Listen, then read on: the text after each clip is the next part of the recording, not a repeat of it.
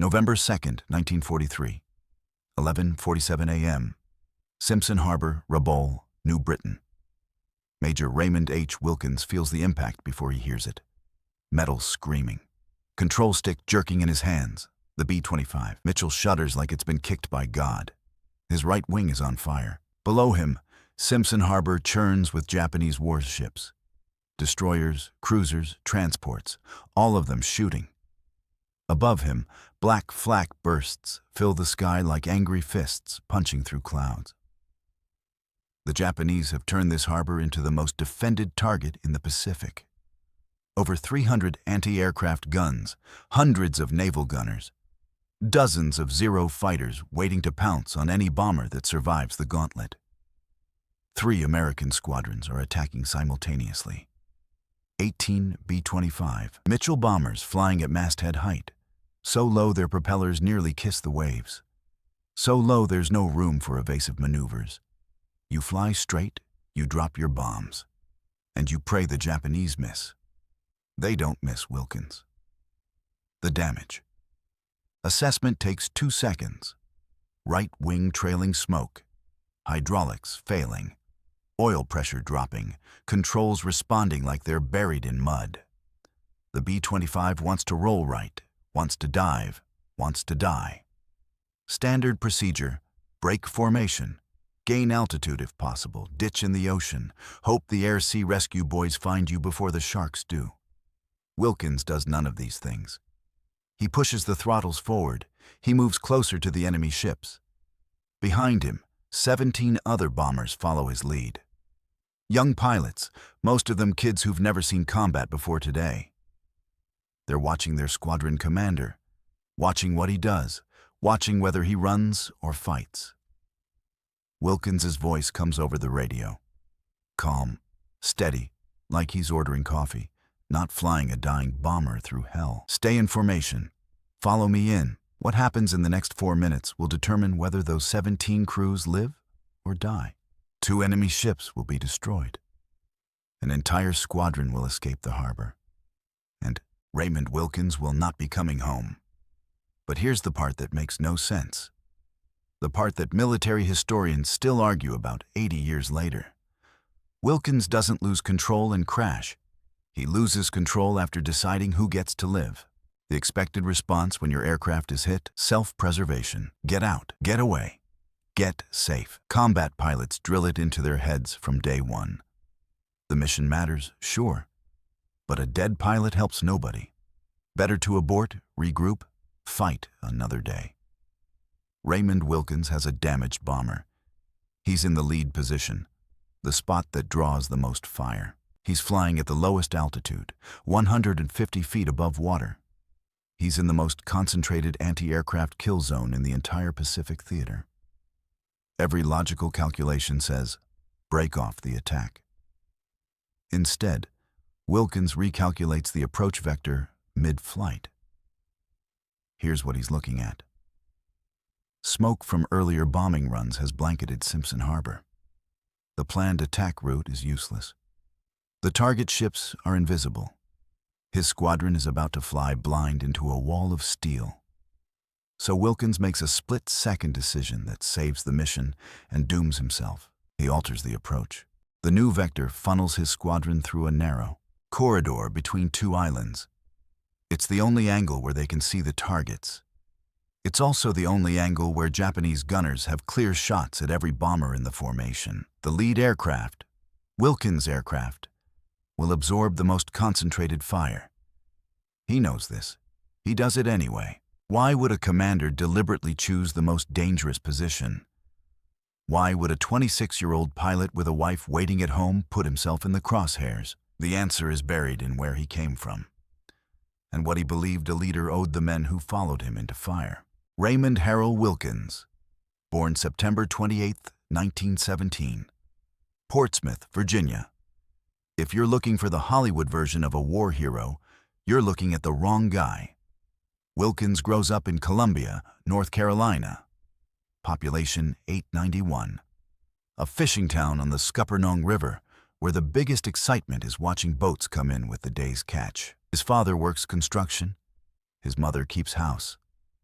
The Wilkins family isn't poor, but they're not comfortable either. Depression-era America doesn't leave room for comfortable. Raymond is quiet, disciplined, the kind of kid teachers describe as steady and reliable. Not the class clown, not the star athlete, not the kid everyone expects to do something extraordinary. He graduates high school in 1936. College isn't an option. The economy is still broken. Jobs are scarce. So Wilkins does what thousands of young men do during the Depression. He enlists. September 1936. Wilkins walks into an Army recruiting office and signs up as a private in the Army Air Corps, not as a pilot, as an enlisted man. The guy who maintains aircraft, loads ammunition, does the unglamorous work that keeps squadrons flying. He's good at it, really good. The kind of soldier who shows up early, stays late, never complains. The kind of soldier officers notice. The world is catching fire. Germany has conquered Poland, France, the Low Countries. Britain is standing alone. Japan is rampaging through China.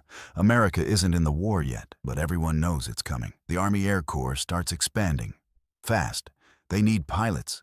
Thousands of them.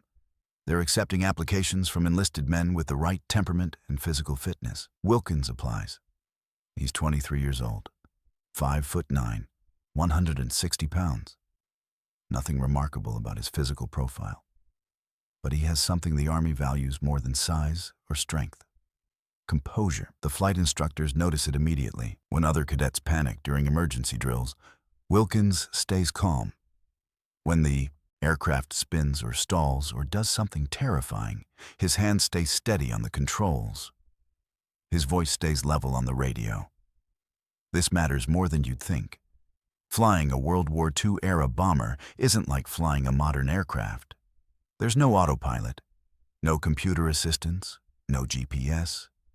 Just you, the controls, and the laws of physics. And when someone's shooting at you, when your aircraft is on fire, when your crew is screaming in your headset, that's when composure separates the living from the dead. January 1941. Wilkins earns his pilot wings, gets promoted to second lieutenant, gets assigned to fly B-25 Mitchell bombers.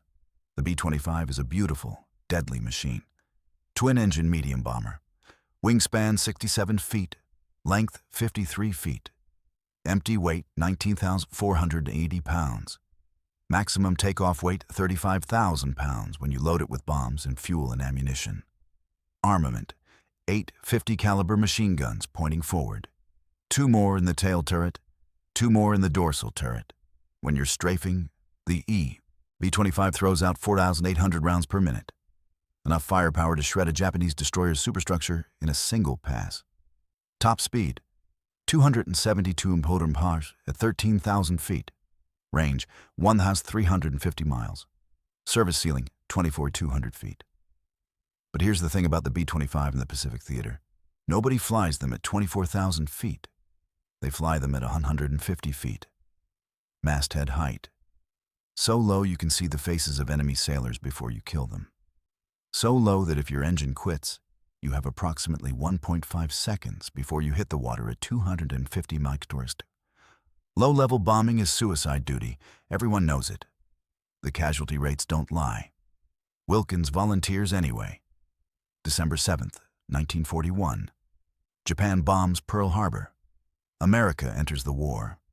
Wilkins ships out to the Pacific Theater with the 8th Bombardment Squadron, 3rd Bombardment Group, 5th Air Force. For the next 2 years, he flies missions across New Guinea, the Bismarck Sea, the Solomon Islands.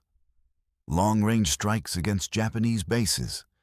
Skip bombing attacks against enemy shipping. Close air support for ground troops fighting in jungles where malaria kills as many men as bullets. The missions blur together. Take off at dawn. Fly 400 miles over open ocean. Hope your navigation is accurate because there are no landmarks, just water to every horizon. Find the target. Dodge the flak. Drop your bombs. Hope the Japanese fighters don't catch you on the way home. Hope your fuel holds out. Hope your engines don't quit. By mid-1943, Wilkins has flown 47 combat missions. He's been shot at more times than he can count. He's watched bombers explode beside him. He's watched parachutes blossom as crews bail out over enemy territory. He's watched men die screaming on the radio. And through it all, His voice stays calm. The men notice. When you're 22 years old and you've been in the Pacific for 6 months and you've seen things that give you nightmares, you start paying attention to who stays steady. You start listening for the voice on the radio that doesn't crack, doesn't panic, doesn't lie to you about how bad things are. That voice belongs to Raymond Wilkins. By September 1943, he's a major, squadron commander, responsible for 12 aircraft and 60 men. And he has a rule. Military leadership looks glamorous in movies. The inspiring speeches, the medals, the salutes. Real combat leadership is arithmetic. Someone has to fly the most dangerous position.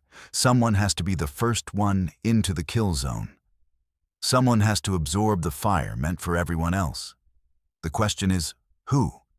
In most squadrons, the lead position rotates. You take turns being the target. It's only fair. Share the risk. Raymond Wilkins doesn't rotate. Every mission, he flies lead. Every mission, he's the first one in. Every mission, he puts himself in the position with the highest casualty rate. It's not bravado. It's not a death wish. It's doctrine. Wilkins believes something simple. You don't send men where you won't go. You don't ask them to take risks you won't take first. His men know this. They've watched him do it, mission after mission. They've seen him absorb damage that would have killed someone flying behind him. They've followed his voice through smoke and fire and hell, and they've come home because he went first. October 1943. The 8th Bombardment Squadron gets new orders. They're joining the coordinated assault on Rabaul. Rabaul is the crown jewel of Japanese defenses in the Southwest Pacific. A natural harbor on the island of New Britain, ringed by volcanic mountains, protected by over 300 anti-aircraft guns and 200 fighter aircraft. The Japanese have been fortifying Rabaul since 1942. They've built underground hangars, bomb-proof bunkers, fuel depots protected by 20 feet of reinforced concrete. Taking Rabaul means breaking the back of Japanese air power in the region. But attacking Rabaul means flying into the most concentrated defenses in the Pacific. American losses during Rabaul raids average 15%. 1 in 7 bombers doesn't come home. November 1st, 1943. Evening briefing. Wilkins stands in front of his squadron. 12 crews, 72 men total when you count pilots, co-pilots, bombardiers, navigators, engineers, gunners. Most of them are kids, 20 years old. Some of them fresh from training, some of them on their first combat deployment. They're looking at him, waiting. Wilkins doesn't give them a speech about glory or duty or fighting for freedom. He gives them the truth. Tomorrow we're hitting Simpson Harbor. 3 squadrons, low-level approach. The Japs have been waiting for this. They're going to throw everything at us. He points to the map behind him, the route, the targets, the withdrawal plan. I'll be flying lead. Stay tight, follow my heading. When I drop, you drop. When I turn, you turn. One of the younger pilots raises his hand. Sir, what if you get hit? Wilkins looks at him, 20 years old, baby-faced, probably lied about his age to enlist. If I get hit, Wilkins says, the next aircraft in formation takes lead. You keep the mission going. You get the bombs on target. You bring your crews home. Yes, sir. Wilkins pauses. He wants to say something else. Something about how they're all going to make it. How the odds are in their favor. How tomorrow will be just another mission. But he doesn't believe in lying to his men.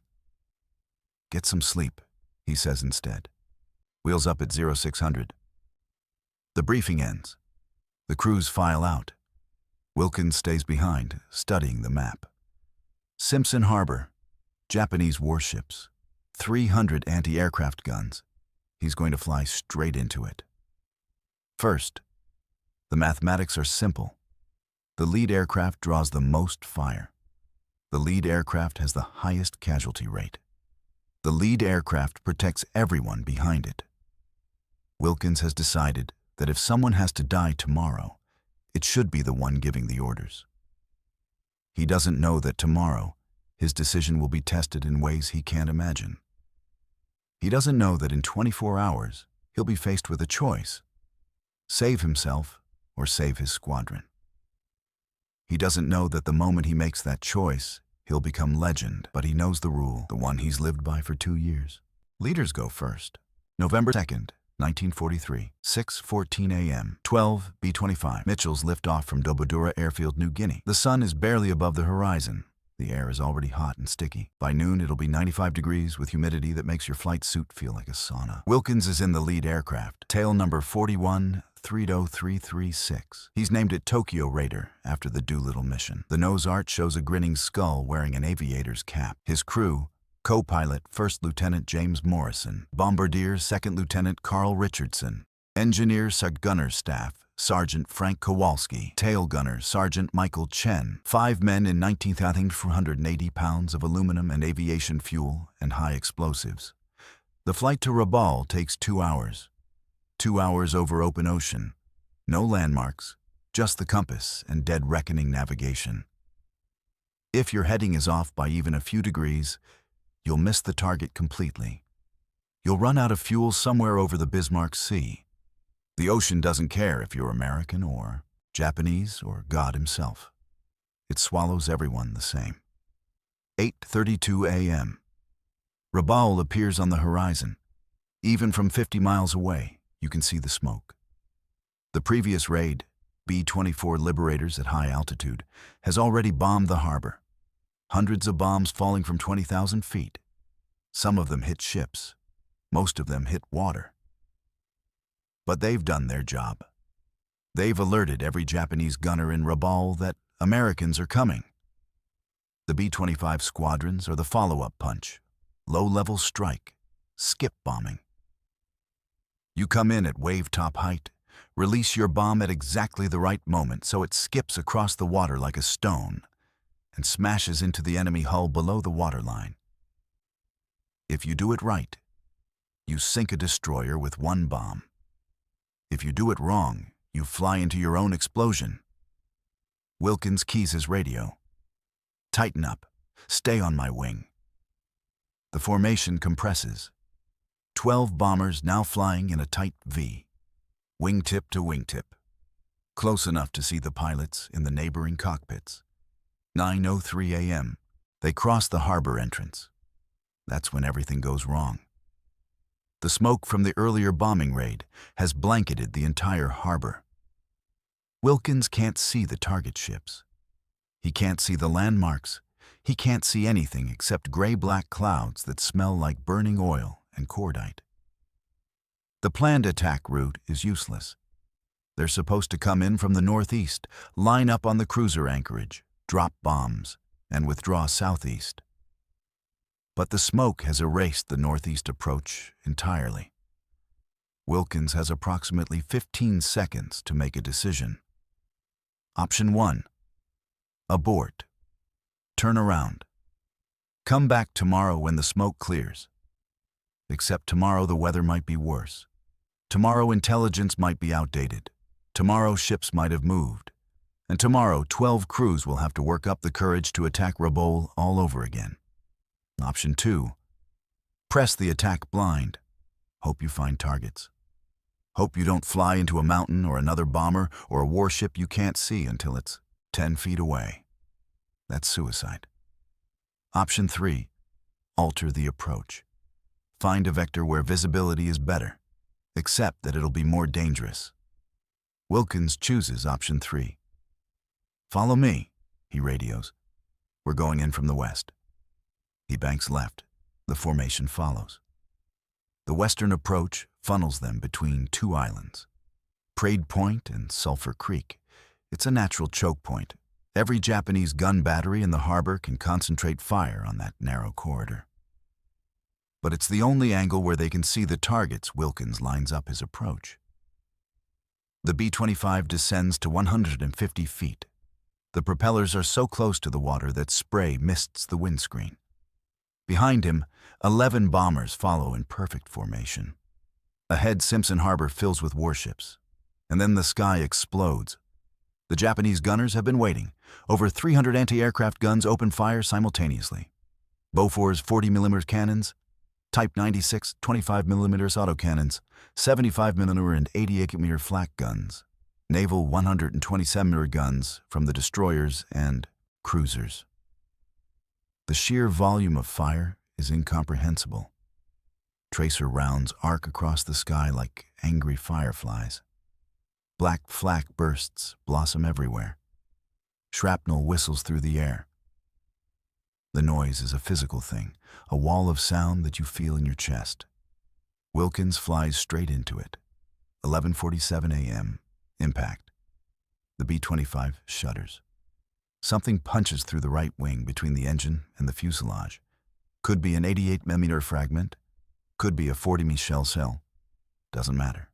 The result is the same. Metal tears. Fuel vaporizes. The wing catches fire. In the cockpit, warning lights illuminate like a Christmas tree. Oil pressure dropping, hydraulic pressure failing, right engine temperature spiking, control surfaces sluggish. Morrison, the co-pilot, grabs the fire suppression handle. Pulls it. The fire extinguisher dumps its load into the wing compartment. The flames don't stop. Wilkins feels the aircraft pulling right. The damaged wing is creating more drag. The B-25 wants to roll, wants to spiral, wants to dive into the ocean. He fights it. Both hands on the yoke. Left rudder pedal jammed to the floor.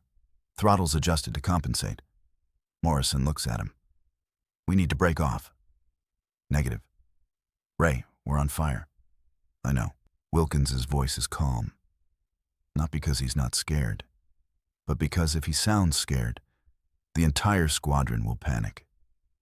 Leadership is acting like everything's fine, even when the wings are literally on fire. Ahead, through the smoke and flak, Wilkins spots the first target, a Japanese destroyer, Fubuki class, 1,680 tons, 388 feet long, armed with 6 5-inch guns and multiple anti-aircraft batteries, all of them shooting at him. Wilkins lines up the approach. The B-25 is barely controllable. Every input takes twice the force. The aircraft wants to die.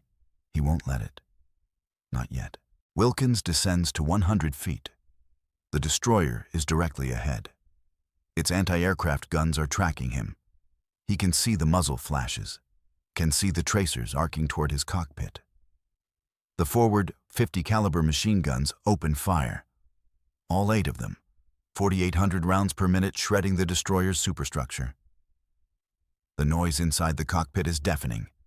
50 feet above water, the destroyer grows larger, larger. Drop, Wilkins shouts. Richardson releases the 1,000-pound bomb. The B-25 lurches upward, suddenly 1,000 pounds lighter. The bomb falls, hits the water, skips once, twice, strikes the destroyer amidships. The explosion is enormous. A column of fire and water and steel punches skyward. The destroyer's ammunition magazine detonates. Secondary explosions rip through the hull. The ship's back breaks. Within 90 seconds, it's sinking. 1 enemy vessel destroyed. But Wilkins' bomber has taken more hits.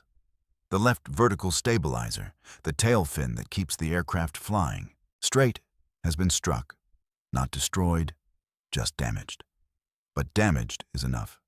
The B-25 is becoming increasingly unstable. It wants to yaw, wants to roll. Wilkins has to fight it every second. Morrison looks at him again. Ray, I see it. We need to... There's another target? Morrison follows his gaze. Ahead, through the smoke, a Japanese transport. Massive, maybe 9,000 tons. Packed with troops, supplies, fuel, ammunition. Everything the Japanese need to hold Rabaul. Wilkins turns toward it. The transport is anchored near the center of the harbor. It's surrounded by smaller vessels. Patrol boats, tugboats, cargo ships. All of them firing. The B-25 is trailing smoke now. The right wing fire has spread. The left stabilizer is barely holding together. The hydraulics are failing. Wilkins is flying purely on muscle and willpower. Behind him, the rest of the squadron is still in formation, still following, still trusting that their commander knows what he's doing. Wilkins lines up the transport. The anti-aircraft fire is even heavier now. Every gun in the harbor seems to be aimed at his aircraft. Shells explode so close that shrapnel punches through the fuselage. The tail gunner, Chen, is hit. A fragment tears through his shoulder. He keeps firing. 100 feet, 50 feet. The transport fills the windscreen. Drop. The second 1,000-pound bomb releases. This time, Wilkins doesn't pull up immediately. He holds the approach for an extra half-second to make sure the bomb is on target. It is. The bomb skips across the water and slams into the transport's waterline. The explosion ruptures fuel tanks. Fire spreads across the deck. Secondary explosions begin, cargo holds filled with ammunition cooking off. The transport is doomed. But so is Wilkins' aircraft. As he pulls up, the left stabilizer tears completely off. The B-25 immediately becomes almost unflyable. Without the stabilizer, there's nothing to keep the tail steady. The aircraft wants to fishtail, wants to spin. Morrison is screaming in his headset. Richardson is praying. Kowalski is dumping ammunition to lighten the load. Chen is bleeding in the tail turret, but still firing at Japanese boats below. Wilkins keys the radio. Squadron, break off. Withdraw to rally point. Sir, what about you? Execute withdrawal. That's an order. Behind him, 11 B-25s turn southeast, heading for open ocean, heading for safety, heading home. Wilkins turns north, because there's one more problem. A Japanese heavy cruiser sits at the mouth of the harbor. Mogami class, 13,000 tons, 656 feet of steel and guns. 8 8-inch main batteries, 8 5-inch dual-purpose guns, dozens of anti-aircraft cannons. It's positioned perfectly to intercept the withdrawing bombers. As the American formation turns southeast, the cruiser's guns rotate to track them. The 8-inch batteries can reach out 20 miles. One salvo will shred an entire flight of bombers. Wilkins watches this happen. He watches the cruiser's guns track his squadron. He watches his men, his kids, most of them barely old enough to drink, flying away in damaged aircraft, smoking engines, wounded crew members. He does the math. If the cruiser fires, half his squadron dies. If something distracts the cruiser for even 30 seconds, they might make it. The choice is so simple, it's not really a choice at all. Wilkins turns toward the cruiser. Alone, the B-25 is barely flyable. No stabilizer. Right wing on fire. Hydraulics failing. Controls requiring so much force that Wilkins's arms are shaking. Any rational pilot would ditch. Put the aircraft down in the water. Hope the crew survives. Hope air-sea rescue finds them. Wilkins aims for the cruiser. Morrison understands immediately. Ray, we can't. Get on the guns. We're not going to make it. Get on the guns. Morrison doesn't argue further. He knows. They both know. This isn't about survival anymore. This is about buying time. The cruiser's anti-aircraft batteries open fire. Every gun, concentrated on one target. The sky around Wilkins's B-25 becomes solid metal. Tracers, shells, shrapnel. The noise is apocalyptic. The aircraft takes hit after hit after hit. The right engine explodes, seizes. The propeller stops spinning. The left wing crumples under stress. The cockpit windscreen shatters. Glass everywhere. Kowalski is hit, killed instantly. Richardson is hit, unconscious. Chen is still firing, still killing Japanese gunners, still doing his job even though he knows, they all know, how this ends. Wilkins aims for the cruiser's superstructure, all 8 forward machine guns firing, thousands of rounds chewing through steel and flesh. The cruiser's fire is concentrated entirely on him now.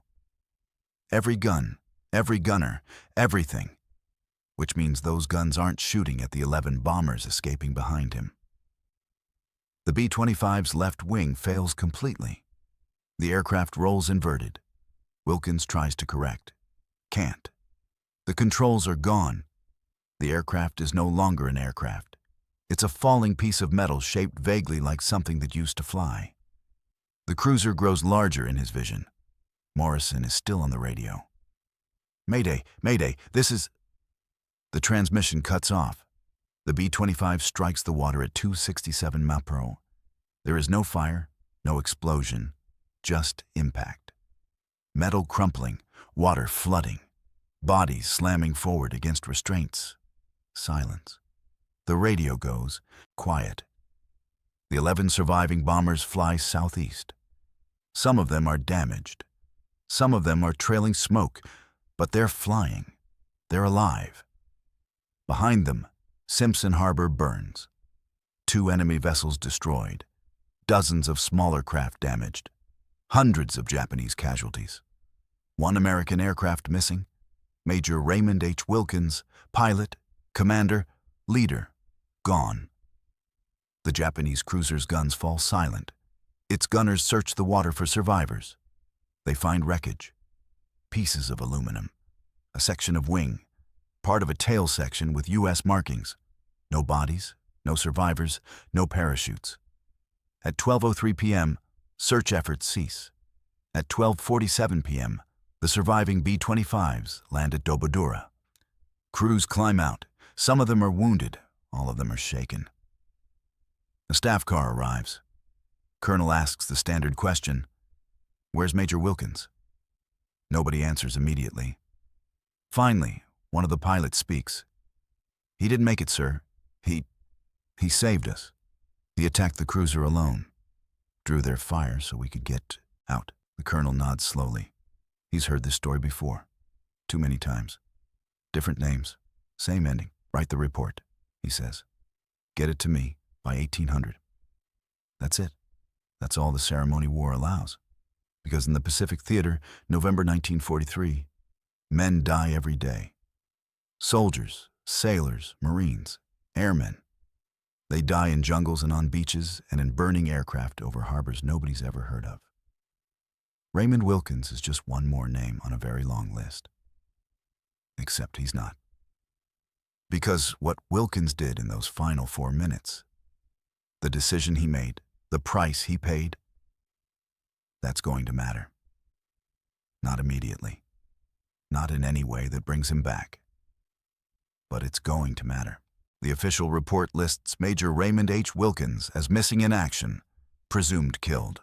Location: Simpson Harbor, Rabaul. Circumstances: aircraft struck by anti-aircraft fire during low-level bombing attack. Aircraft observed crashing into harbor. No survivors located. That's the official version. Here's what the report doesn't say.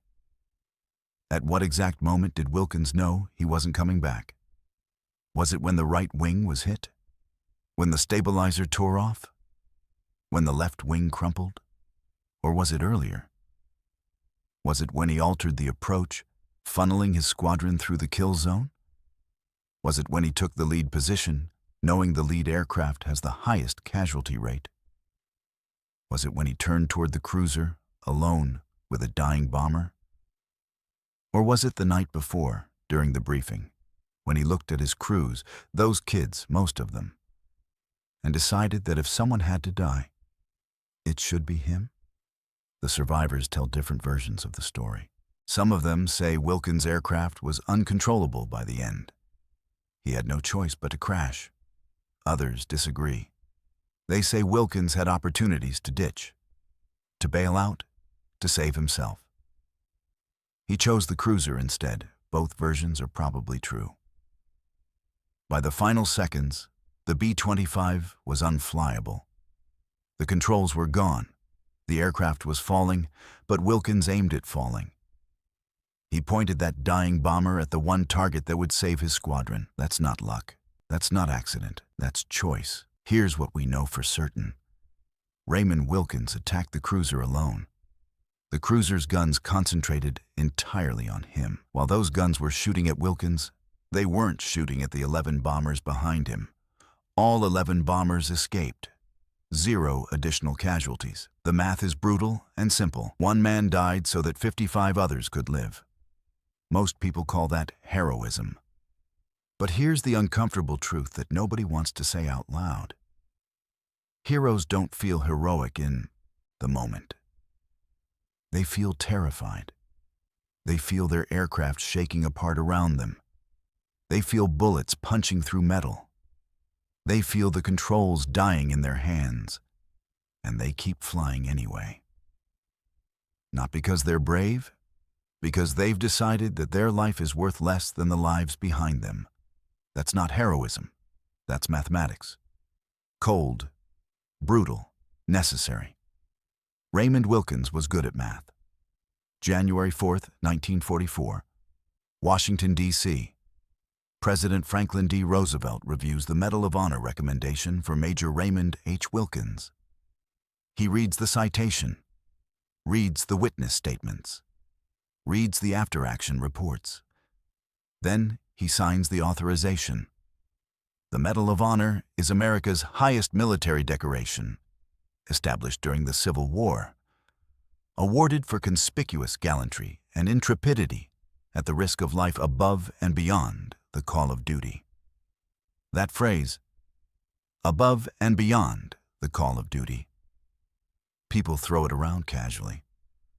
But think about what it actually means. Duty requires you to complete your mission. Duty requires you to follow orders. Duty requires you to fight when necessary. But duty doesn't require you to sacrifice yourself deliberately. Duty doesn't require you to attack a cruiser alone in a dying bomber. Duty doesn't require you to choose death so others can live. That's above and beyond. That's the line that separates soldiers from legends. The official citation reads, "For conspicuous gallantry and intrepidity above and beyond the call of duty in action with the enemy near Rabaul, New Britain, on November 17, 1943, Major Wilkins pressed home vigorous attacks in the face of intense anti-aircraft fire and superior enemy opposition. Although his aircraft was struck almost immediately and seriously damaged, he continued his bombing run and successfully destroyed 1 enemy destroyer. Despite additional damage to his aircraft and the loss of control surfaces, he attacked and destroyed a 2nd enemy vessel. When his squadron began its withdrawal, Major Wilkins observed an enemy cruiser positioning to fire upon the retiring formation. Without regard for his personal safety, he deliberately attacked the cruiser alone, drawing its fire and enabling his squadron to escape without further loss. His aircraft was shot down and he was killed in action. His extraordinary heroism and devotion to duty were in keeping with the highest traditions of military service. The Medal of Honor is shipped to Major Wilkins's wife, Margaret, in April 1944. She receives it in a wooden case. The medal itself is simple, a bronze star suspended from a light blue ribbon.